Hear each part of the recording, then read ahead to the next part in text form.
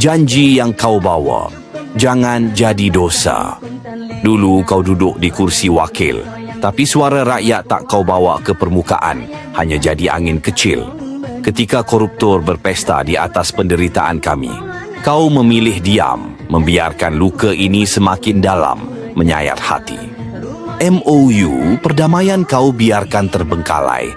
Apakah kau lupa darah dan nyawa yang jadi harganya dulu terurai? Kini kau berdiri sebagai pemimpin utama, tapi apa artinya jika kau hanya jadi boneka kuasa? Aceh butuh lebih dari sekadar janji. Kami ingin tindakan, bukan basa-basi. Jangan tunduk pada uang yang mengalir deras, atau wanita-wanita yang menjerat dengan pesona buas. Jika kau gagal menjaga amanah, rakyat akan mencatat namamu dengan tinta amarah. Bukan pahlawan, tapi pengkhianat perjuangan. Sejarah takkan memaafkan pemimpin yang melukai harapan.